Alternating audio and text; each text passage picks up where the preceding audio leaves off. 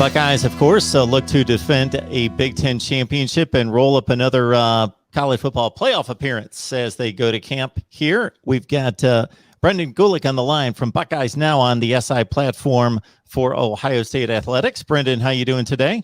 Good. Glad to have a little chat with you, and looking forward to talking about the Buckeyes and hopefully about what would be a fun but lengthy season. Absolutely. More than 7 games played would be good.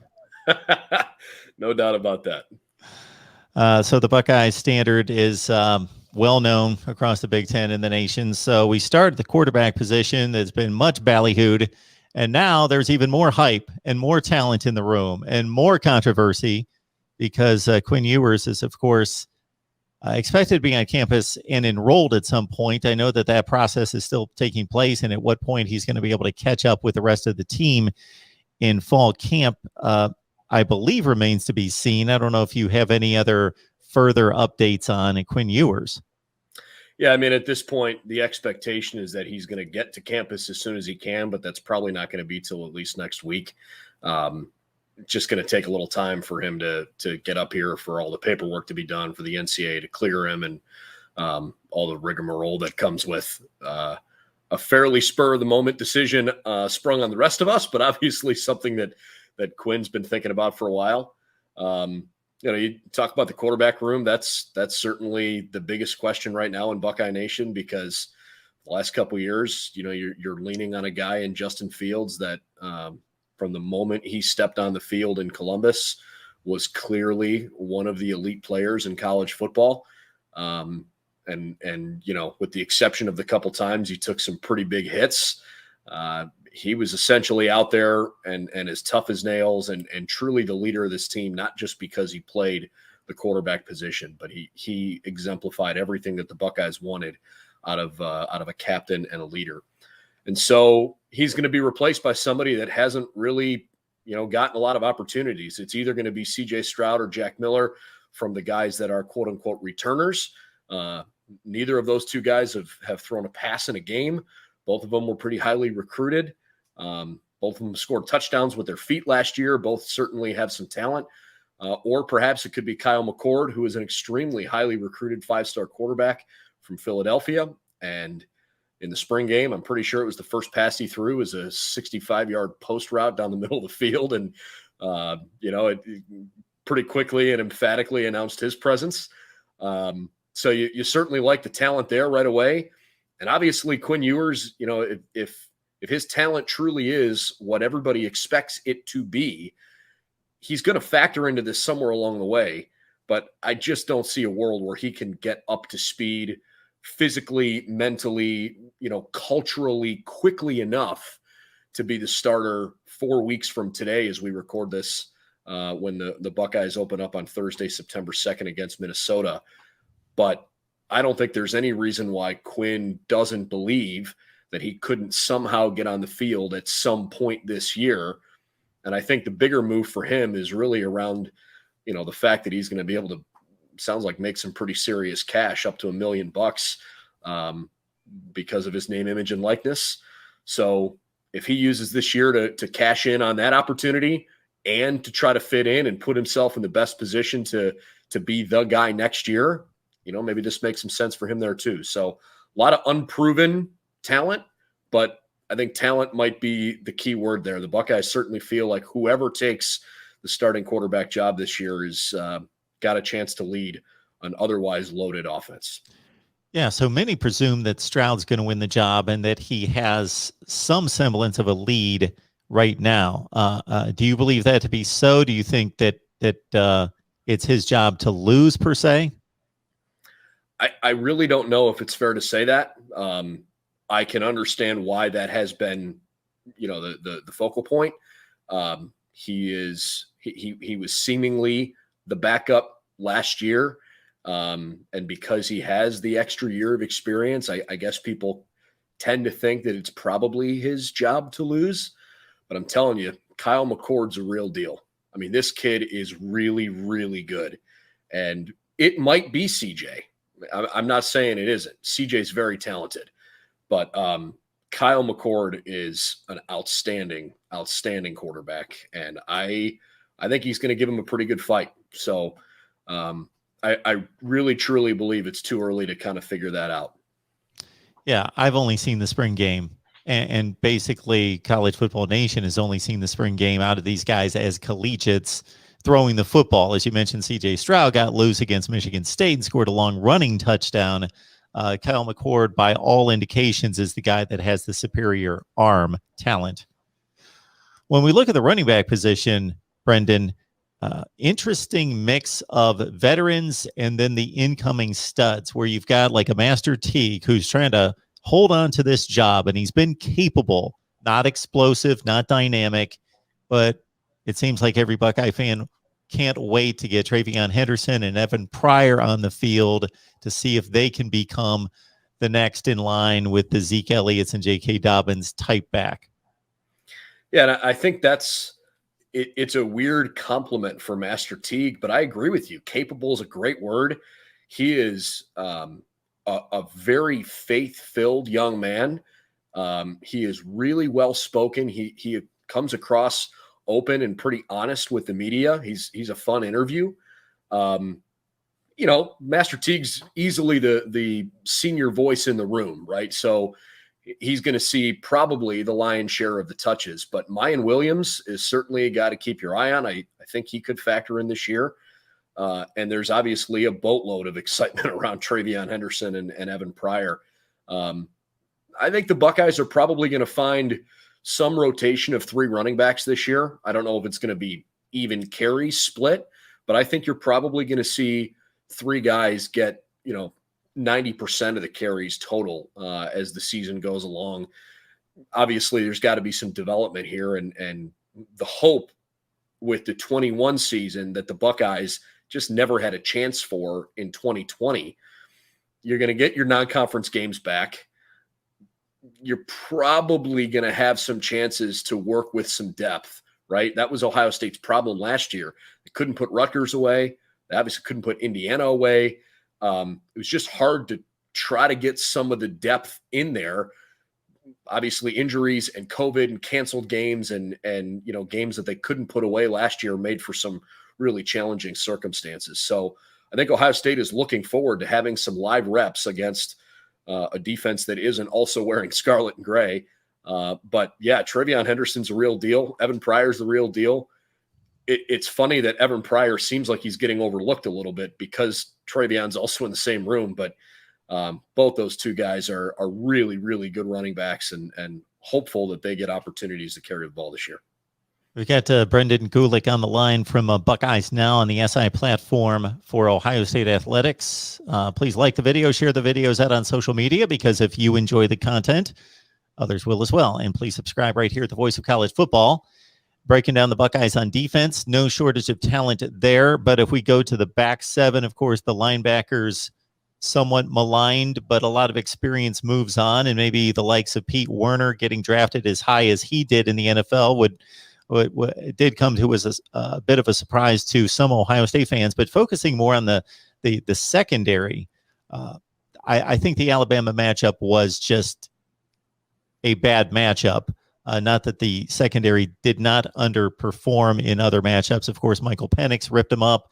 Jahan Dotson had his way downfield for Penn State. But what gives you hope for a program that has produced as much NFL talent over the past decade at defensive back that they will be better and more to Ohio State standards on that side? I think the best answer to that question is a more predictable and thankfully so far a healthier start to the year. Shaun Wade last year didn't have a great year. He was so good inside prior to last year, but I really think the lack of reps, both in practice and spring ball and against maybe some lesser opponents early in a season, I think those lack of reps kind of hurt him. Again, it's not a capability thing. Shaun's not a bad football player, but he had some tough games last year. Safety wasn't a great position for the Buckeyes last year. And look, when you're talking about one of truly the most talented college football teams of all time in Alabama that won that national championship game, I mean, it's it's hard to hold yourself to a certain standard against a team that executed at that level that regularly all year long. The Buckeyes had a couple injuries in the secondary last year. It just wasn't a great year. There is no denying that it wasn't okay. It was a full-on liability. The pass defense wasn't good. I mean, I think they finished 122nd in FBS in pass defense. And games like, Rutgers and Indiana were frustrating. And that's not a knock on Penix. He's a legit good quarterback. But, I mean, he torched Ohio State last year, and that shouldn't happen. Like you said, there's a recent history of some serious talent, going to the NFL from that position group. So Sevyn Banks and Marcus Williamson, I think, are probably going to be the two biggest names. Banks should be on the outside. Williamson should be on the inside. I think they're still sorting some of that stuff out in camp, but my assumption is that those two names are two that I think are going to be more prominent this year. Josh Proctor should see some safety.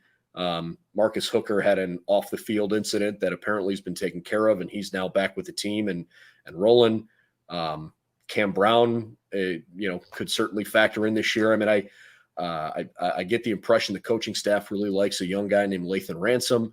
It's certainly not the same names you're used to hearing where you've got Jeff Okudah coming back or a Damon Arnett where you kind of know you've got that lockdown corner. This is a group that has to prove itself, but the impression that the coaching staff seems to be letting on right now is one of confidence coming into camp. So that is definitely going to be the most scrutinized position group on the team this year. We are breaking down the Buckeyes during the very early stages of fall camp with Brendan Gulick from SI's platform for Ohio State Athletics, Buckeyes Now. And you've dropped some names of some extremely talented true freshmen. JT Tuimoloau would be one to add to that, and Jack Sawyer as well. Who do you think is going to make an immediate impact out of all that talent on both sides of the ball in regards to these first-year guys? There's a decent chance that it could be on the defensive side, those two guys, because while the defensive line this year comes into the season with far less question marks than it went into last season, unfortunately, we just found out within the last 48 hours now that Tyler Friday, who is one of our upperclassmen defensive ends, has an injury, undisclosed, but we've been told he's going to miss most of the season. I hope he's okay. We really truly don't know what's going on yet, but that really stinks for him and for the defensive line. But I think it could open the door for Jack Sawyer and JT Tuimoloau, who are, not just highly recruited defensive ends. They were considered to be two of the top, for sure, 10 overall players in all of high school football across the country.